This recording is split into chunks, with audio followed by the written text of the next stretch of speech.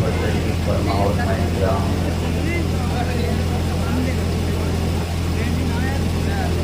سامعین کرام، السلام علیکم ورحمۃ اللہ تعالی وبرکاتہ۔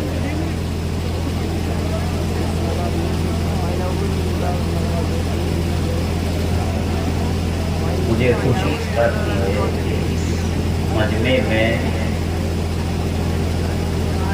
نوجوان اور جوان حضرات موجود ہیں۔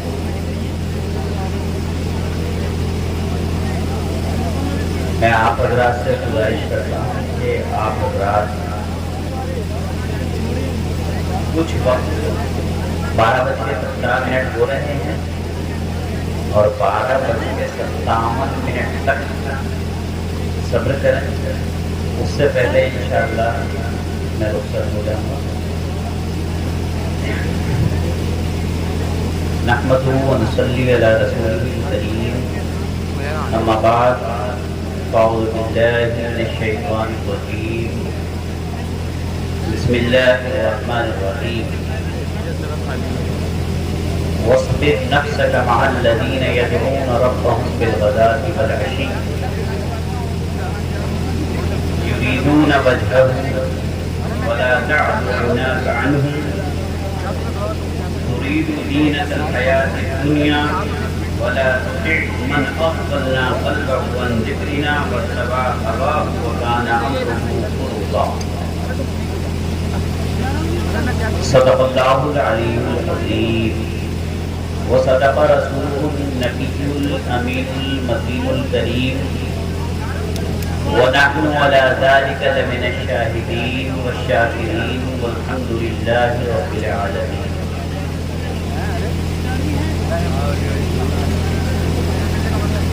اعلیٰ حضرت امام احمد رضا خان فاضل بریلوی علیہ رحمت و رضوان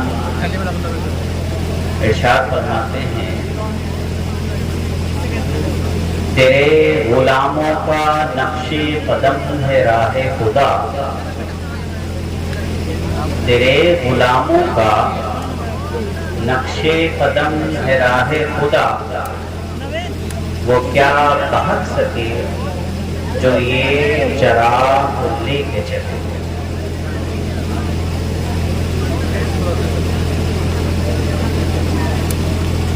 اجالے اپنی یادوں کے ہمارے ساتھ رہنے دو، نہ جانے کس گلی میں زندگی کی شام ہو جائے۔ آئیے ہم اور آپ مل کر کے اپنی اور ساری کائنات کے مرکز عقیدت آقائے دو جہاں رحمت عالم تاجر مدینہ صلی اللہ تعالی علیہ وسلم کی بارگاہ میں درود پاک کی نظر پیش کریں اور پڑھیں، اللہم صلی علی سیدنا و مولانا محمد وعلی آل سیدنا و مولانا محمد بعدد کل حسنہ و جمالہ و بارک وسلم۔ صلاۃ و سلام علیک یا رسول اللہ صلی اللہ تعالی علیہ وسلم۔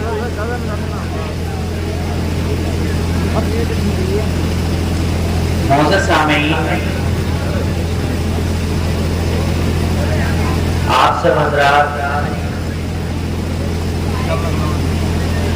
کافی دیر سے اس محفل میں تشریف فرما ہے۔ یہ دراصل ایک کورس کی محفل ہے۔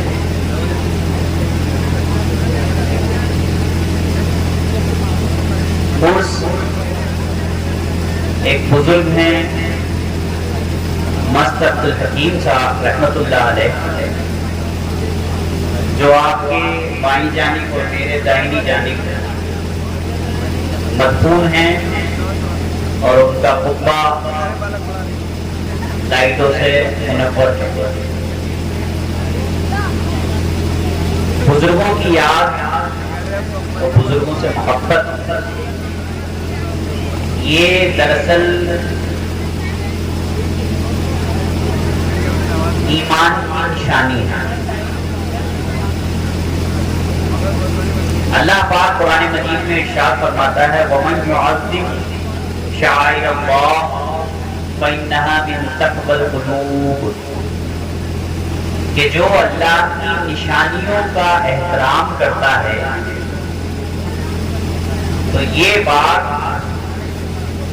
یعنی اللہ کی نشانیوں کا احترام کرنا دراصل یہ دلوں کے تقوی سے، ایک تو تقوی وہ ہے جو ہمارا ظاہری ہے،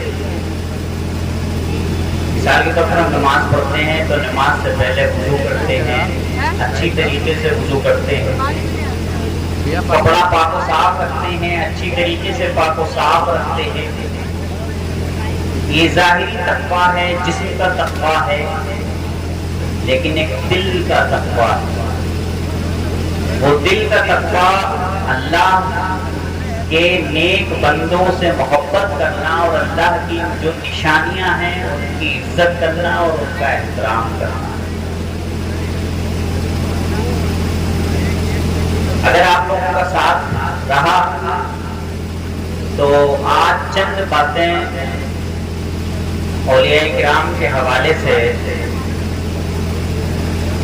ہمیں جاننی ہے، سمجھنی ہے، اور پھر اس ارادے کے ساتھ کہ اللہ تبارک و تعالیٰ اولیاء کرام کے صدقے میں ہمیں ان باتوں پر عمل کرنے کی توفیق عطا فرمائے۔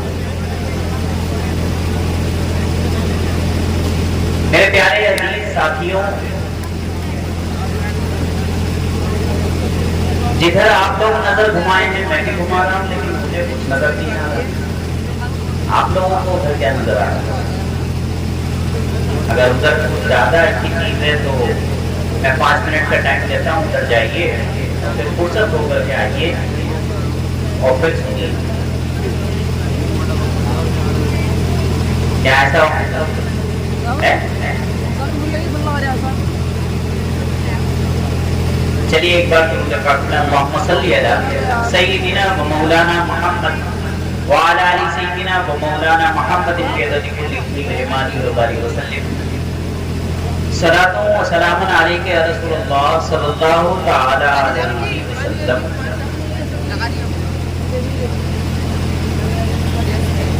آج ہم ایک ولی کی بارگاہ میں حاضر ہیں۔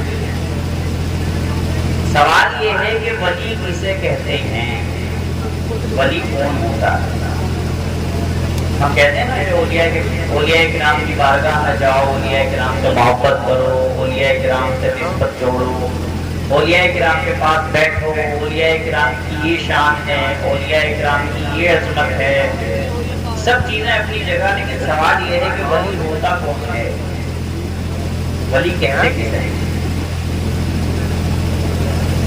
آج اس کو سمجھ لیتے ہیں۔ ڈکشنری کے اندر ولی کا جو معنی ہے الولی، عربی کا لفظ ہے، اس کا مطلب ہوتا ہے دوست۔ کیا ہوتا ہے؟ دوست۔ ایک مطلب ہوتا ہے تعلق رکھنے والا، تعلق رکھنے والا۔ ایک مطلب یہ بھی ہوتا ہے کہ بغیر کسی حجاب کے کسی سے تعلق رکھنے والا، اس کو ولی کہتے ہیں۔ اب ولی کوئی بھی ہو سکتا ہے، ہم میں سے ہر ایک انسان ولی ہے۔ تعجب نہیں ہوا آپ کو میں نے ایک بات کہہ دی کہ ہم میں سے ہر ایک انسان ولی ہے؟ ہم تو ایک مخصوص ولی کی بارگاہ میں بیٹھے ہیں اور مولانا فیضان اس بات کو کہہ رہے ہیں کہ ہم میں سے ہر ایک انسان ولی ہے، تو آپ کو ایک سوالیہ نشان یا سوال آپ کے دماغ میں نہیں بیٹھا؟ ہم میں سے ہر ایک انسان بھی ولی ہے۔ بتاؤ ہر انسان ایک دوسرے انسان کا دوست ہے کہ نہیں؟ جو بھی کسی کا دوست ہے تو اس کا ولی ہے، وہ اس کا دوست ہے۔ اللہ رب العزت نے قرآن مجید کے اندر 2 قسم کے ولیوں کا ذکر کیا ہے۔ ایک وہ ولی جس کو ہم عزت کی نگاہ سے دیکھتے ہیں، جس کو ولی الرحمان کہتے ہیں، اللہ کا ولی، ولی اللہ کہتے ہیں، اللہ کا ولی کہتے ہیں، اور ایک وہ جس کو ولی الشیطان کہتے ہیں، شیطان کا دوست، شیطان کا ولی۔ تو دو قسم کے ولی ہوئے۔ اللہ رب العزت ہر مومن کو اپنا بیان فرماتا ہے، اپنا دوست کہتا ہے، اور ارشاد فرماتا ہے اللہ ولی الذین آمنوا، ہر ایمان والے کا اللہ دوست ہے، یخرجہم من الظلمات الی النور، اور ہر مومن کو اللہ تبارک و تعالی تاریکی سے نکالتا ہے، اندھیرے سے نکالتا ہے اور نور کی طرف لے جاتا ہے۔ کیا سمجھ میں آیا؟ ولی کی سب سے پہلی سیڑھی ہے ایمان۔ اللہ کے ولی کی سب سے پہلی سیڑھی کیا ہے؟ ایمان۔ اگر ایمان نہیں تو ولی ہو ہی نہیں سکتا، اور ایمان ہوگا تو ولایت کی پہلی سیڑھی پر قدم رکھ دیا، دوستی کی پہلی سیڑھی پر قدم رکھ دیا۔ اب جب ایمان کیسے حاصل ہوگا؟ سوال یہ ہے کہ ایمان کیسے حاصل ہوگا؟ ایمان کسے کہتے ہیں؟ ہم آپ میں سے کوئی بتائے گا کہ ایمان کسے کہتے ہیں؟ ایمان آمنا یؤمن ایمانا، یقین رکھنا، اعتماد رکھنا، بھروسہ کرنا، یہ ایمان ہے۔ ایمان کس پر؟ وہ پڑھا ہے نا، قاعدہ بغدادی پڑھنے جاتے تھے مدرسے کے اندر تو سب سے پہلے ایمان کا پڑھاتے تھے۔ مولانا ارشاد بھی پڑھاتے ہوں گے، اور یہاں مولانا احسان تشریف فرمائے یہ بھی پڑھاتے ہوں گے۔ ایمان مجمل اور ایمان مفصل۔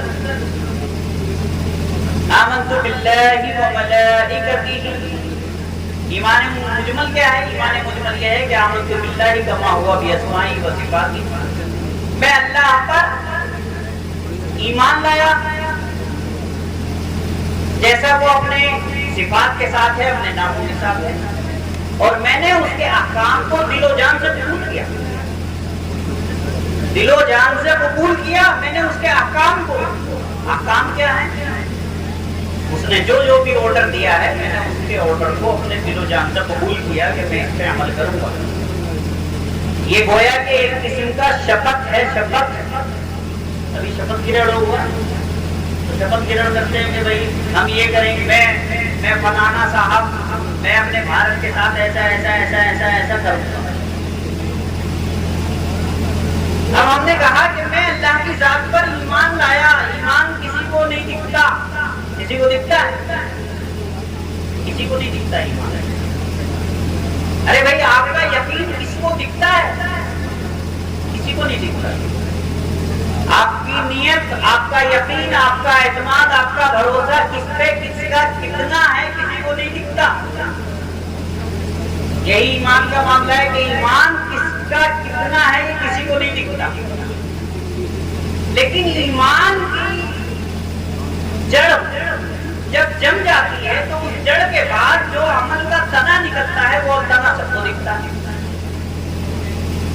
ایمان ہمارے دل میں آیا، ہم نے قبول کیا کہ ہم اللہ پر ایمان لائے۔ اب ایمان لانے کے بعد اگر ہم نماز پڑھ رہے ہیں تو اب دکھ رہا ہے کہ ہاں یہ کتنا ایمان اللہ پہ لایا ہوا ہے۔ 5 وقت کی پڑھ رہے ہیں تو اچھا ایمان لایا ہوا ہے، کم وقت کی پڑھ رہے ہیں تو کم ایمان لایا ہوا ہے، تہجد بھی پڑھ رہے ہیں تو ماشاءاللہ زیادہ ایمان لایا ہوا ہے۔ تو اللہ تبارک و تعالیٰ مومنوں کا ولی ہے، مومنوں کا دوست ہے۔ یہ پہلی اسٹیج ہے۔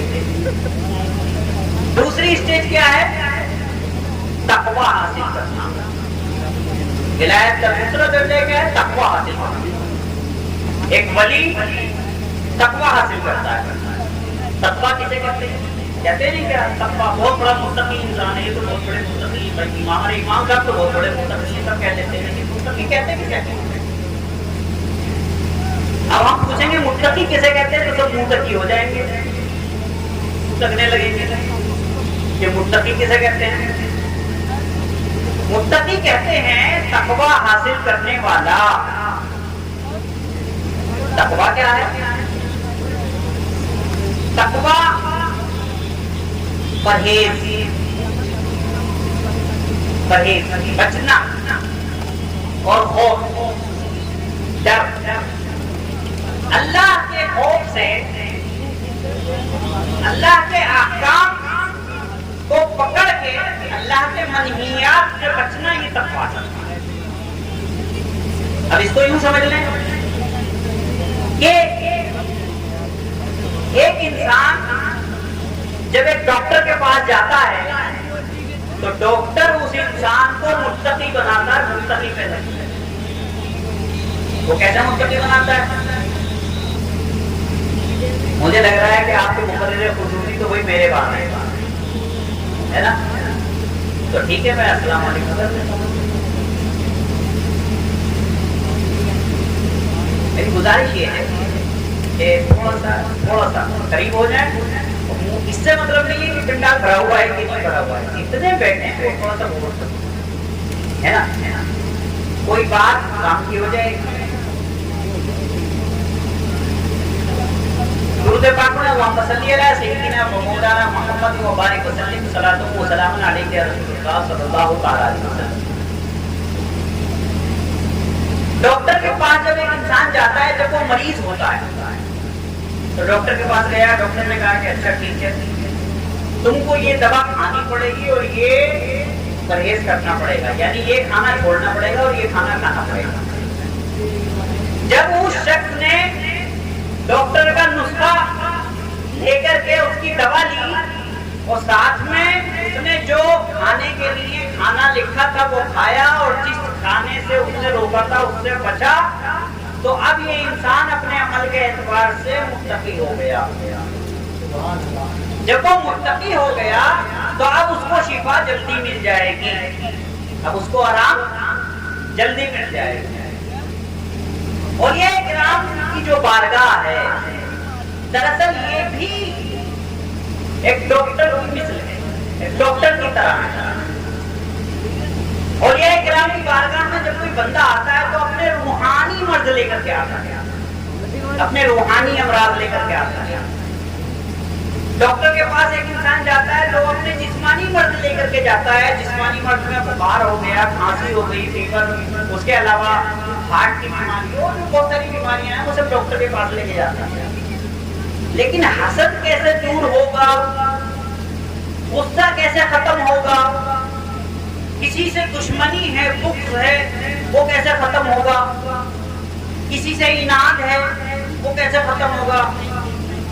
اب یوں سمجھ لیں کہ ایک انسان ہے، اس نے 4 روپیہ دے لی، اب دوسرے 4 آدمی اس کو دیکھ دیکھ کر کے پتہ نہیں کہاں سے لیا ہے، ارے یار آج تک تو کچھ مسئلہ لگ رہا ہے، 2 نمبر تو نہیں ہے۔ اب یہ بیماری شروع ہوگی، اب یہ بیماری کہاں ختم ہوگی، اس کا ہاسپٹل کہاں ہے۔ اسی طریقے سے ہوٹل پہ بیٹھے 4 آدمی چائے پی رہے ہیں، پہلے یہ بیماری خواتین میں ہوتی تھی، عورتوں میں ہوتی تھی، اب تو مردوں میں بھی آ گئی۔ اب چائے پی رہے ہیں، چائے پیتے پیتے چسکی کم لگا رہے ہیں اور دوسرے کی غیبت زیادہ کر رہے ہیں۔ اب یہ بھی جان لیں کہ غیبت کہتے کسے ہیں؟ غیبت اس فعل کو کہتے ہیں کہ جس میں اپنے مومن بھائی کے عیب کو، جو میرے مومن بھائی کے اندر ہے، اس کو بیان کرنا غیبت ہے۔ میرے مومن بھائی کے اندر جو عیب ہے، میں اس کو کسی دوسرے کے سامنے بیان کر رہا ہوں تو یہ غیبت ہے۔ اور اگر عیب ہے ہی نہیں اور اس کو بیان کر رہا ہوں تو یہ غیبت نہیں، یہ تو بہتان ہے۔ اور بہتان کی سزا کیا ہے؟ حد جاری۔ نعرہ تکبیر، دارِ رسالت فیضان حضور حدیث ملت حضرت علامہ مولانا مفتی محمد مولانا حماد رضا صاحب لکھنا، حضرت علامہ مفتی حماد رضا صاحب لکھنا، حضرت علامہ مفتی علی صاحب لکھنا، حضرت علامہ مفتی محمد اشتیاق صاحب لکھنا۔ نعرہ تکبیر، نعرہ تکبیر۔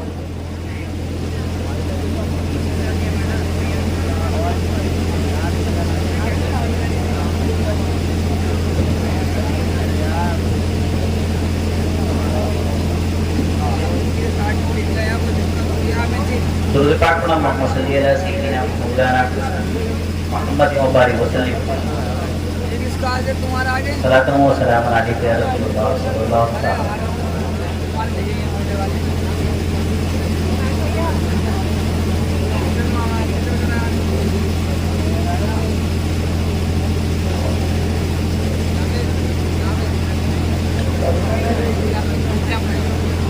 ایک بار پھر درود پاک پڑھنا محمد صلی اللہ علیہ وسلم مولانا محمد مبارک وسلم صلاۃ و سلام۔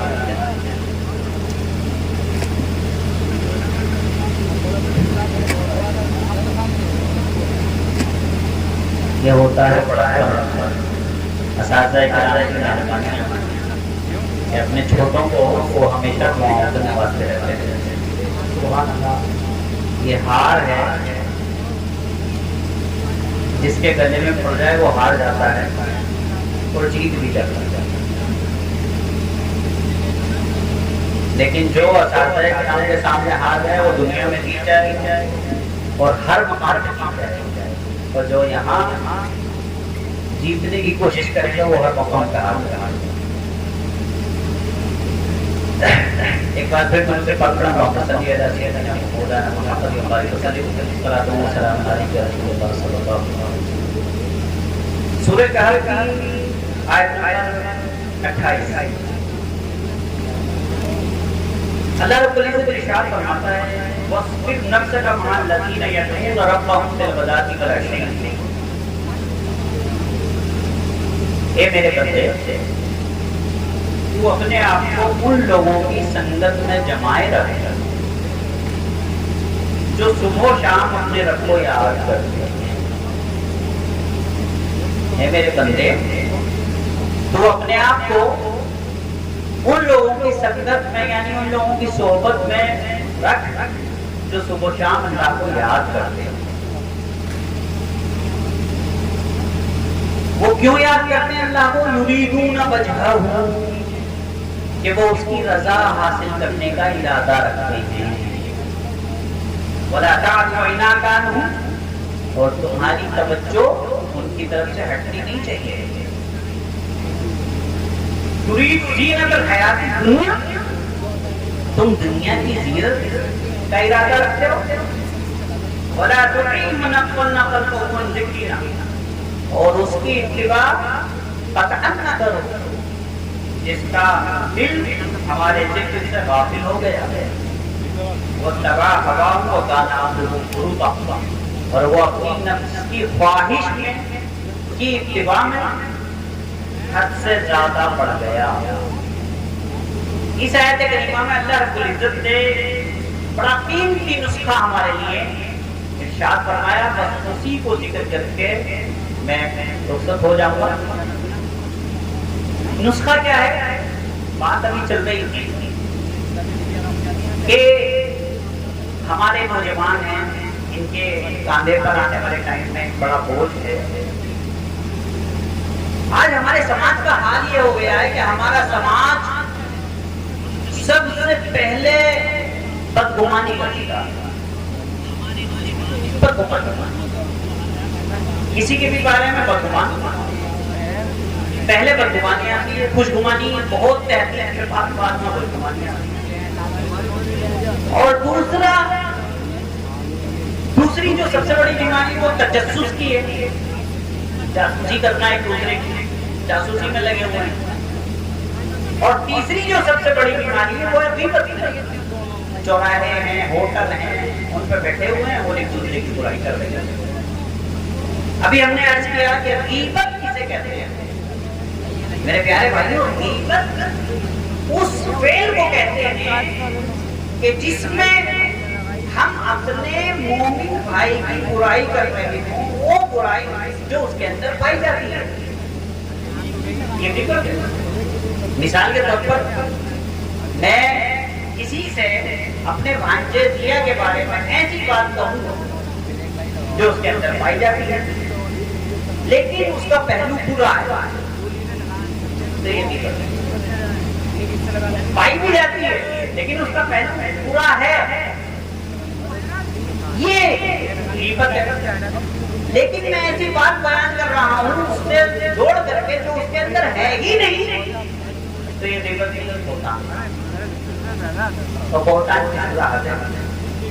غیبت کے بارے میں اللہ رب العزت نے ارشاد فرمایا کہ جو شخص اپنے مومن بھائی کی غیبت کرتا ہے وہ گویا پہلے اپنے مومن بھائی کو مارتا ہے قتل کرتا ہے اور پھر اس کا گوشت نوچ نوچ کر کھاتا ہے. یہ غیبت کا گناہ ہے. اسی لیے حضرت امام زفر رحمۃ اللہ علیہ کے نزدیک روزہ غیبت کرنے سے ٹوٹ جاتا ہے. غیبت کرنے کی حالت میں روزہ ہو گیا ٹوٹ جاتا ہے. سوال یہ ہے کہ یہ جو غیبت ہوتی ہے یہ کیوں ہوتی ہے؟ کسی کے بارے میں بدگمانی ہوتی ہے یہ کیوں ہوتی ہے؟ کسی کے بارے میں تجسس ہوتا ہے یہ کیوں ہوتا ہے؟ کسی کے بارے میں بغض ہوتا ہے یہ کیوں ہوتا ہے؟ کسی کے بارے میں عناد ہوتا ہے یہ کیوں ہوتا ہے؟ حسد ایک جلن ہے جسے جلیسی کہتے ہیں وہ ہوتی ہے تو کیوں ہوتی ہے اور اس کا علاج کہاں ہوگا؟ اس آیت کریمہ میں اللہ رب العزت نے وہی ایڈریس عطا فرمایا. کیا ایڈریس عطا فرمایا؟ کہ اگر ان سب چیزوں کا علاج کرنا ہے ان امراض کا علاج کرنا ہے تو اولیاء کرام کی بارگاہ میں جاؤ. اولیاء کرام کون ہیں؟